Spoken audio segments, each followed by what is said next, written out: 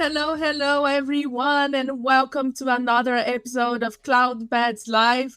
My name is Paula. I'm a partner marketing specialist at Cloudbeds, and I'm the host of today's show. And today's show is a very special one because we celebrate International Women's Day. So, congratulations to all women out there.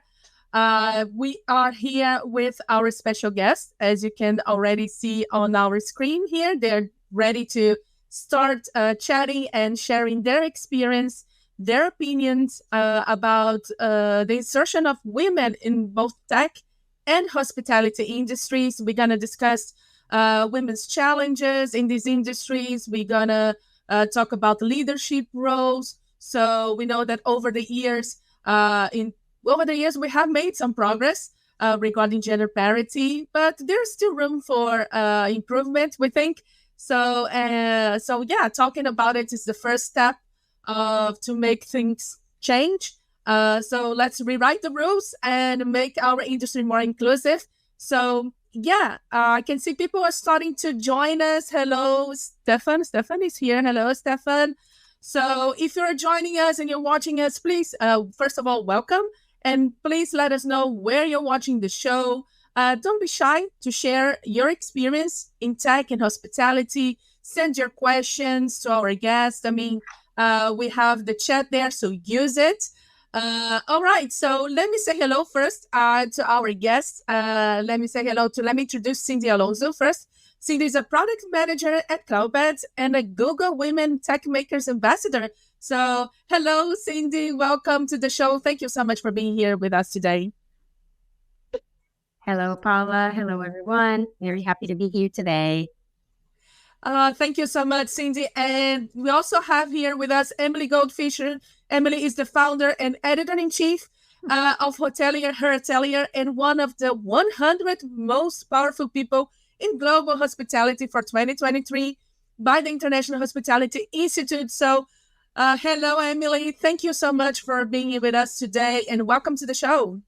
Thank you for having me. Happy International Women's Day. I can't think of a better way to kick off today. Yeah, well, thank you both. And let's get this started because we have a lot to cover and we have a limited time to do so. So I'm going to start this discussion by sharing a stat that I found that I think it's very interesting. According to a study from Women Tech Network, women currently represent about only 28% of tech workforce, which is, I think, it's quite low. And we have here with us Cindy. Cindy, you work in hospitality industry, and then you change to the tech industry. And we, just by the numbers, we already can assume that there are a lot of challenges inside of the industry, so tech industry. So what attracts you to work in tech? Thank you, Paula. So, like you said, I come from the hospitality industry, and over 7 years working with guests, I was helping solving problems every day. We had something new going on. And I got to a point in Cloudbeds, still working with hoteliers, our customers. And at some point, I wanted to be part of helping developing solutions for them. And because we help them day by day with technology, it made sense to move over to the tech side of the company. And this is amazing. So I can help bringing their voice into the solutions we build to make their lives better every day. So this is very exciting. That's a great story. And you're the personification of women tech and hospitality, right? I think it's very interesting. And then we have here Emily. So Emily, you're talking about a little bit about the leadership roles. I also have another number here that I would like to share with you, like Diversity for Social Impact reported in 2022. So a while ago, showed that in the hospitality sector, women held only 33% of senior management positions. So, Emily, in your opinion, what factors contribute to the underrepresentation of women in hospitality leadership roles? Because all the studies that I've been reading says that in hospitality, we do have a good amount of women working, but I think the leadership roles are in question now. So, what's your opinion about it? Yeah, I mean, I think we're dealing with a legacy of unconscious bias. These jobs were held by men for years and years. And as women are getting into these top jobs, I mean, the recent study I saw from HNLA, women now hold 1 in 4 C-suite positions, so slightly less than maybe the global information that you had. And then actually at the director level, we now see parity, where there's equal number of men and women. But yet for the top jobs, president and CEO level, it's still one woman for every 11 men. So, it's just this kind of, change is starting to happen. And what I am so happy about when I see in the over 500 stories we've written for Hotelier is that the women, as they are getting into these top jobs, they're so committed to helping other women rise and have a different experience than they had and getting into leadership. Yeah, I think it's improving. Although I don't think this is particular for hospitality. I think in a lot of industries, leadership, women in the leadership role are quite challenging. We're gonna talk about the challenge just next. But I just wanted to share also with you another stat that I found that I also think that's quite interesting. It says that a study in 2023 indicated that business with diverse leadership are 22% more likely to outperform their less diverse counterparts in terms of profitability and value creation. So, Emily, I think business should be more inclusive because it's the right thing to do.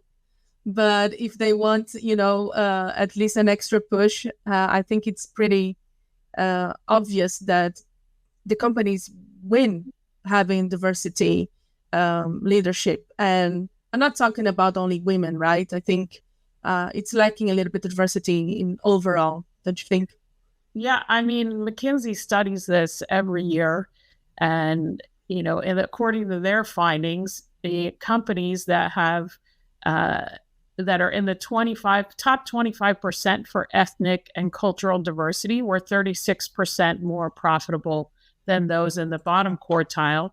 And when women are well represented in the C-suite, those companies can be 50% more profitable than their, competitors. So there's a really strong commercial case for diversity. And it makes sense also because think about it, you have people from different viewpoints, bringing different viewpoints, different life experiences. So they just think of different things and you can come up with more solutions and different approaches to problem solving.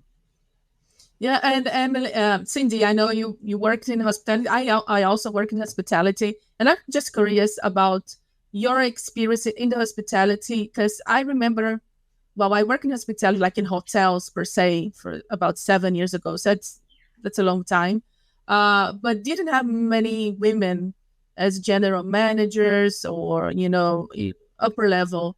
What is your experience in the hospitality back then? Do you remember seeing a lot of women or with something that, it was missing? So with the hotels I worked for, I used to have a lot of women working with me, more on the operational roles, coordination roles, let's say junior management roles. And then they would eventually move over to other hotels, but not necessarily moving up in terms of the role level that they were.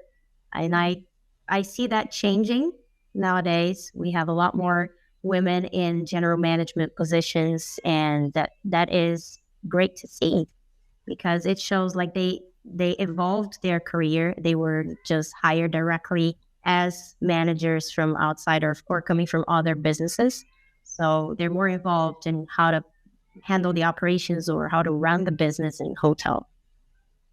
Yeah, before we jump to the next question, I just want to say hello to people here because I see the chat is going crazy and I'm trying to I'm trying to catch up here. So good morning from San Diego. Thank you so much. Easy say happy International Women's Day. Thank you.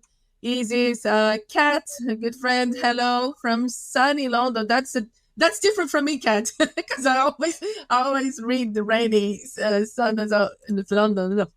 Good to know that it's sunny there. Let's see what else we have here.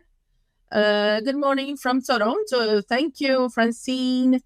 Hello, ladies from Kingston. Thank you, Nancy. Ailey. Hello, Ailey. Yeah, we have a lot here, so I cannot read all the comments. But Kate is saying here, love the stats, Paula. And there's a clear commercial incentive for diversity and social responsibility. Yeah, exactly. It's what Emily said as well. Okay, so let's talk a little bit more about the tech industry, right? So I was also reading another stats. I'm a stat.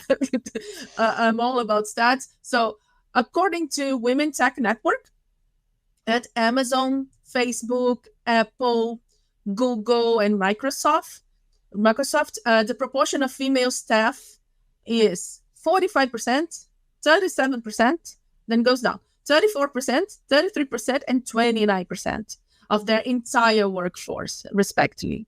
So, Cindy, what are the main challenges that you see that women face in tech nowadays?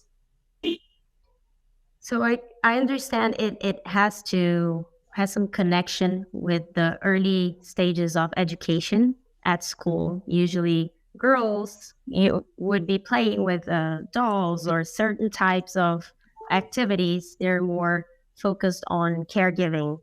And boys are usually playing with toys that motivate them to explore their creativity and that type of thing. Like they can be astronauts, and women are going to be something that is a caregiving role. And over the course of the years in school, they are kind of looking more in those directions. And when they get to high school and college, it becomes a more natural choice for them to follow those types of paths in terms of education for their careers.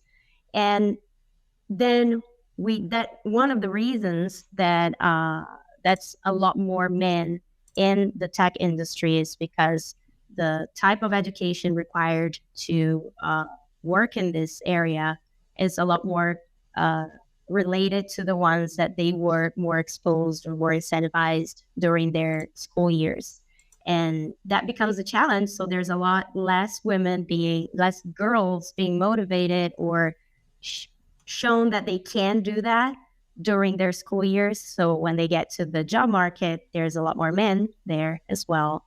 And there's also, I've heard of cases of women in tech working for tech companies where they had women working with them on their teams and on their companies, and they declined job offers because even with higher paying range, just because the company trying to hire them had less women. So they rather stay on a role on a company that maybe even not paying as much as the other one because they feel more embraced in companies and teams that already have more women. So I would say one of the big challenges for companies is that the ones that don't have proportional group of men and women in their workforce, the challenge is there will be some women that will still feel more comfortable going to other companies. So the challenge is how to change that from having less women to more women and still be an attractive employer for women to enter that until they can change those proportions to be more balanced gender in teams.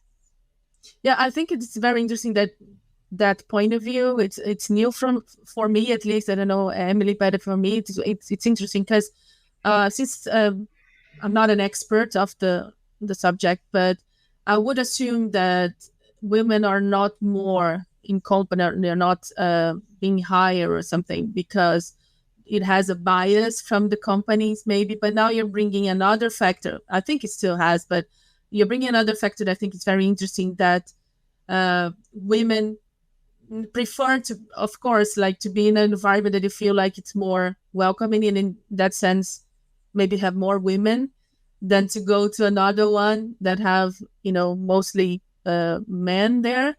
And I think it's a very challenging, like you said, because it becomes, I don't know about you, Cindy, but I think it becomes kind of an evil circle because, you have companies that have a lot of men and then women don't want to join because they have a lot of men. So it keeps in the same circle all the time. And I know you do a very good job. You are a Google ambassador and all that.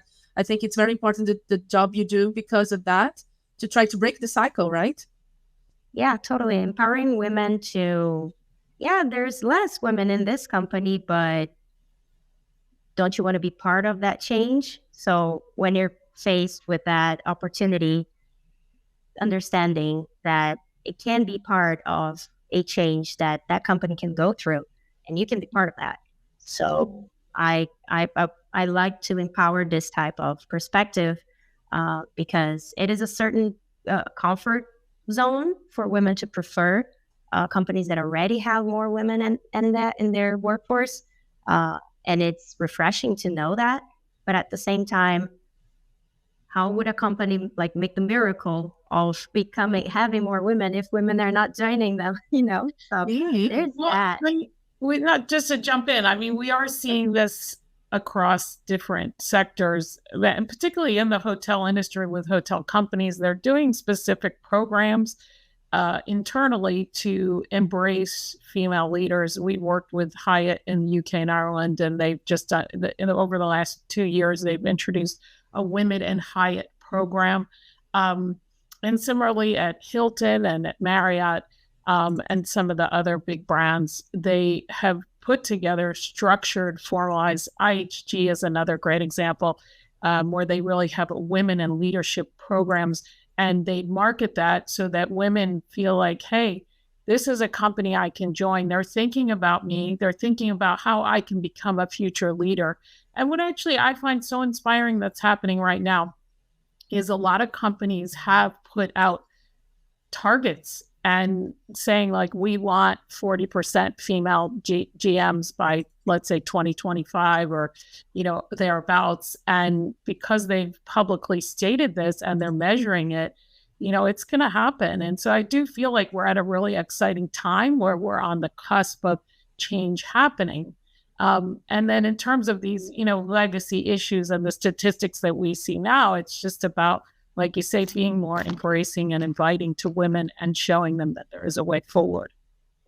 Yeah, there's the component of intentionality being put in there. And one other piece is about, even for tech companies, even if the number of women is at a certain percentage, most of them are currently in human resources departments, marketing, not necessarily within the tech, like as developers, as engineers. So that is another challenge for those women. Right. I see the intentionality in hiring is amazing.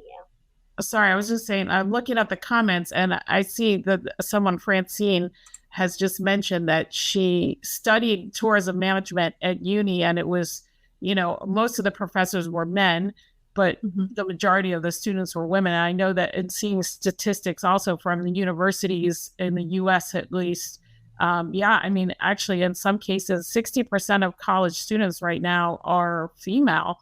And so, we are going to see this change. It has to happen because you have more educated women, more qualified candidates. And, at the end of the day, companies want the most qualified candidate.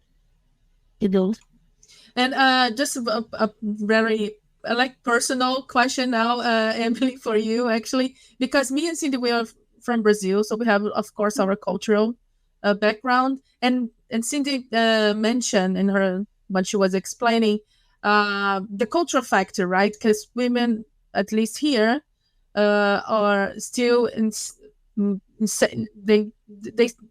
people are still raising girls not to be in tech, if you know what I mean.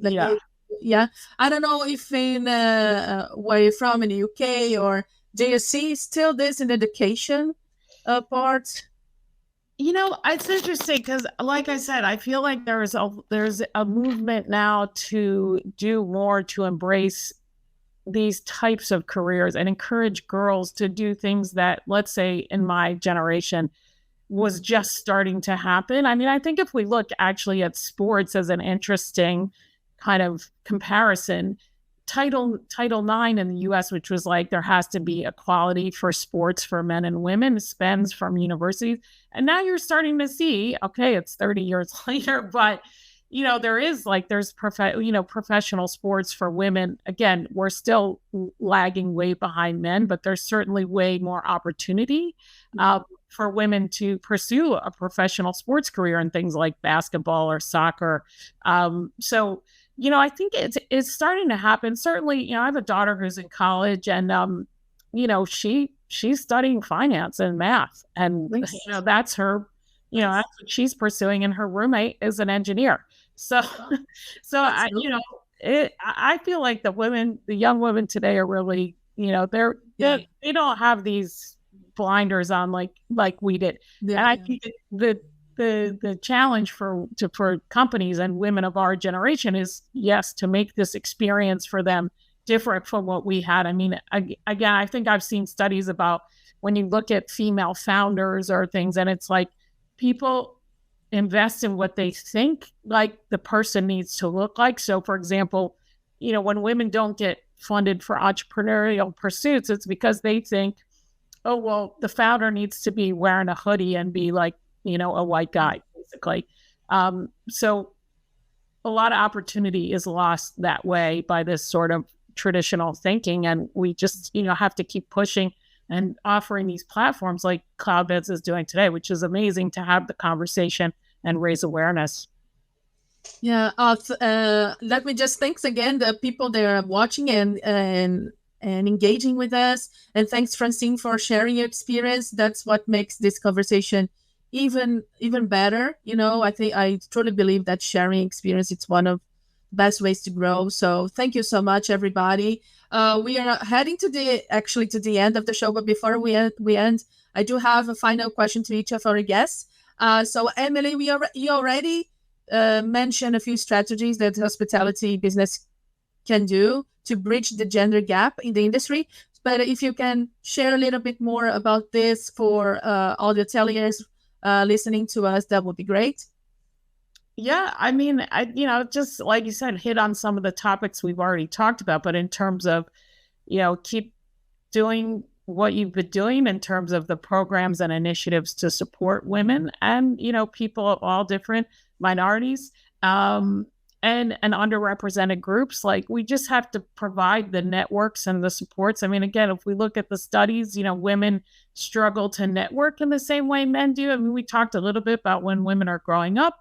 It's like, yeah, maybe boys were more, again, looking at sports, like encouraged to be team players or things like that. And it's like, how do we teach women how to network? How do we help women support one another? And really these important communities, mentorship, it's just so valuable to women and making this kind of change and teaching women the way, they have to learn the next rung. They need to be inspired. I mean, representation matters so much. And we actually did an event in Miami on Tuesday night. I met a lot of women. Miami is one of the cities where you actually have over 50 female hotel general managers. And I was talking to some of the women who came, and like Hilda Perez Alvarado, who just has been named the CEO at Orient Express and a chief strategy officer at Accor. I mean, she's a real inspiration. A few women mentioned her to me. So gotta keep going. Yeah. We have here another comment that I just want to share with all of you. Gina wrote to us, one of my favorite quotes for women: the worst thing that we can do as women is not stand up for each other. And this is something we can practice every day, no matter where we are and what we do. Women sticking up to other women, choosing to protect and celebrate each other instead of competing or criticizing one another. And I do think, correct me if I'm wrong, but I do think in the hospitality industry, I feel like it's a community. I do think like we support each other quite well. At least it's my experience. I think we do it quite well. And Emily, also you mentioned about strategies, and I know when we talk about in our practical, we mentioned about the flexibility. And I think this is something that it helps a lot too, and something that Cloudbed does very well, and I really like, by the way, and I really appreciate it, is the flexibility that the companies can provide that I think would help a lot of women out there. Yes, certainly when women get to childbearing years, it becomes more challenging. I mean, there's a lot of data that backs that up as well. And we are starting to see that. I mean, that's another amazing and wonderful change that we're seeing is the flexibility for women to, if they are the primary caregiver, to take a part-time role, but yet still at a high level. So a managerial role. I actually had a meeting yesterday with the Breakers here, which is an iconic resort here in Palm Beach where I am at the moment. And they were telling me about all kinds of innovative things they're doing to support women in the workplace in terms of, this kind of thing, allowing for some flexibility and still progressing in their career path. Because that's the other thing too, at the end of the day, when you look at the statistics over time, when women have to take a step back for childbearing or whatever, ultimately at the end, when they go to retire, they've saved a lot less money than men. So, it's just kind of a ripple effect, and it's so important to keep women in the workforce if that's what they choose to do. Right. Jackie's here saying, Gina, very true. Some of the biggest barriers I have come across have come from some other women leaders. We all have to change the tide together. Thanks, Jackie, for sharing your experience as well. So before we say goodbye, Cindy, I know I mentioned that you are a Google Women Tech Makers Ambassador, and I know Google events are coming up soon. So what can you tell us about them? Sure. Yeah. So the Women Tech Makers is a program for women in technology to network, exchange experience, empower each other. And we host several events, and and those activities can be individual mentoring or larger events, online events, and even in-person events. So the São Paulo, it's actually the Sudeste Southeast in São Paulo event. It's gonna happen not this Saturday, the next one, March 16, here in São Paulo and the FIAP Institute. And we have I can share the website for that. So the idea, this year's campaign is Impact the Future. And that links well with what I was saying before about the education. So it might not change, what we do today might not change today's reality, but if we focus on helping young women, young girls to know that they can, yes, that will impact the future. Like Emily was talking about her daughter's experience in college. So it is changing. We have new generations of women that will get in the job market, that will be professionals in a few more years, and we can help empowering them to take on those different paths that were not as attractive for them in the past. So this event will have several speakers, and it's going to be amazing for networking, empowering not just women that are already in tech, but the ones that are considering maybe moving to technology. Yes. Oh, that's great. What was the date again? Sorry, Cindy, I think I missed it. March 16, Saturday of next week. Right. In São Paulo, right? Yes, here in São Paulo. Oh, that's great. If you are watching this and you are in São Paulo, please go and check it out, because it's a great event. So time is up. It's exactly. Yeah, it really does, especially, with this topic and you too, as a guest, it's very easy, make my job very easy. So thank you so much.